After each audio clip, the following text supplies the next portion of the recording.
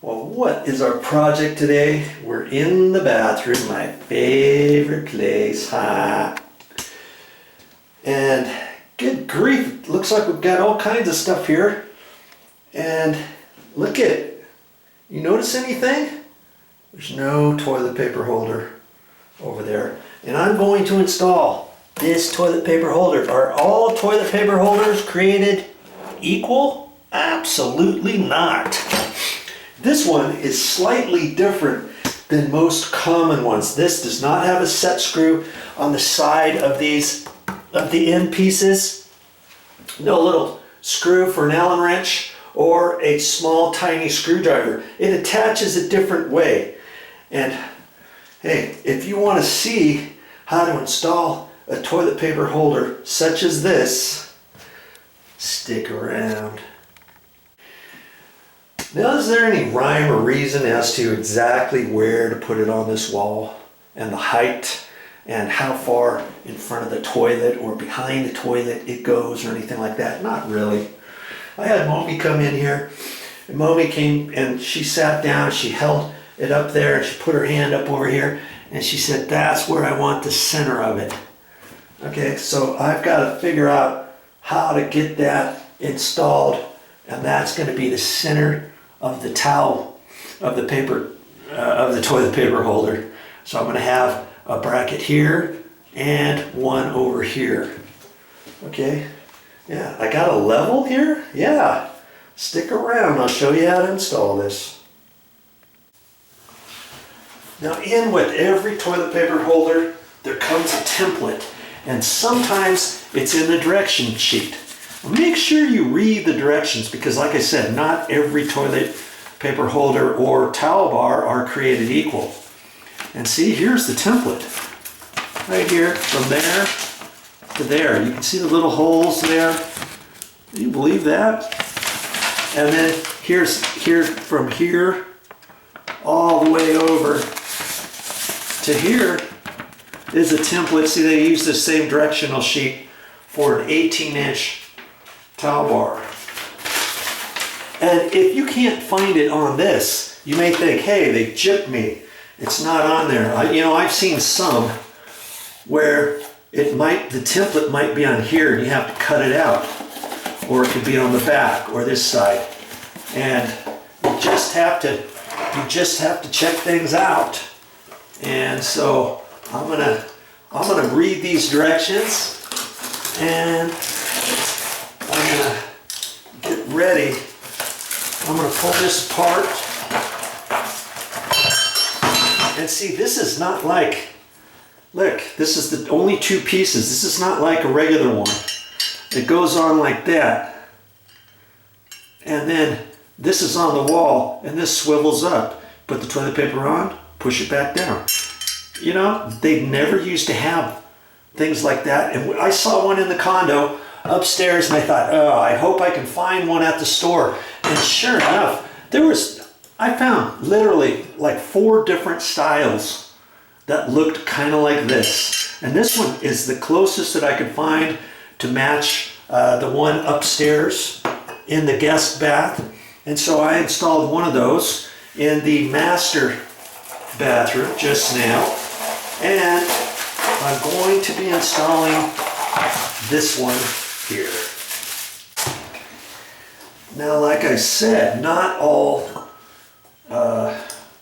toilet paper holders are created equal. Now here's the back piece, and usually you'll see that there's a set screw right there that screws a little screw in or out right there, either on that side or that side, whatever side's the bottom, and it will either be a small little tiny Allen wrench to tighten that up, or a small tiny little screwdriver like this to tighten it up. This one doesn't have it. So, like I said, not all toilet paper holders are created equal. Now here's the little deal that gets installed on the wall. That's it. And there's not much room for error. On other ones, the little hole has a little oval hole to where you can kind of tilt it a little bit. This has to be installed just right. when I first started looking at this, I thought, what the heck is going on with this? That's why you got to read the directions. Because once you put it in and screw it up against the wall, and there's an actual up. See right there, it says up. There's an actual up to it, and you fit it down on the bottom, and then you push up on it. And as you're pushing up, this spring-loaded deal right here pushes up just a little. See, like that? It gives you just enough to raise this as you hook it on the bottom first, and then you lift up on it. You know, kind of a little bit of tension on it, and you push it up just high enough to allow the top to fit over that, and then it just pops down, and it's spring-loaded. And if you ever want to loosen it up, you lift up on it, lift it out, and it comes off. It's actually quite slick, you know? I've never seen this kind before. And I like the fact they give you the little plastic screw-in type nowadays. That's if you don't hit any wall studs. And they give you a couple screws, you know, 4 screws. But in this case, I've got my 1.25" drywall coarse threaded screws, and do you know that they fit? They fit right in here, no different. And I like to do that because I like to save screws like this anytime I can for finish work, or you know, something else that is going to be exposed, something other than a drywall screw, let's say. Okay, see how it's got the coarse threads on it. I like to use a coarse thread. They have fine threads too, but coarse threads work just fine. And you know, these are almost the same length, and I could use 1 5/8" if I wanted, and I got some 1 5/8" too. And so I may just save these and use them some other time. Okay?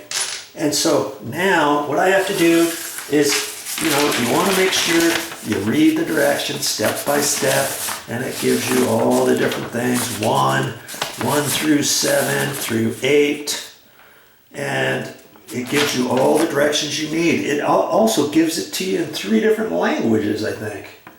Yeah, that's pretty cool. Okay, so the first thing I'm going to do is I've got to get ready for this template. So I just cut the template out.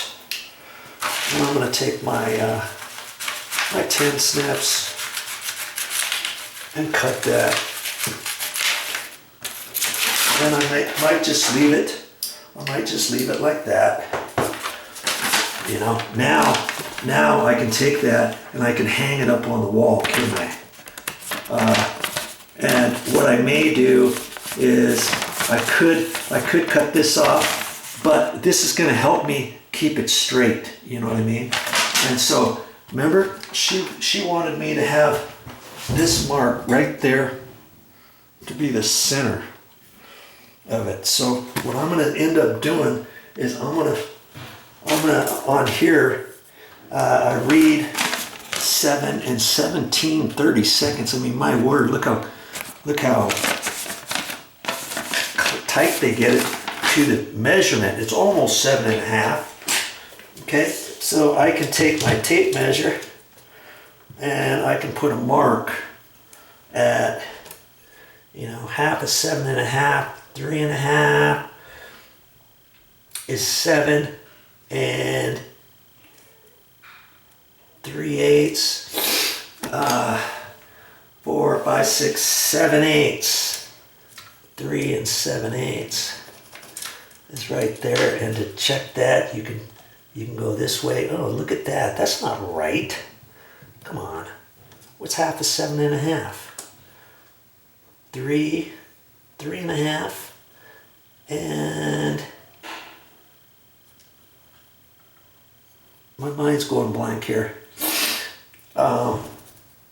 A half, so that's 3 3/4. Is that right? 3 3/4, I think, is there. Yeah, almost 3 3/4. Okay, so that's going to be about my center line, and then I'll measure over from that to figure out how to get those marks up there where she wants them.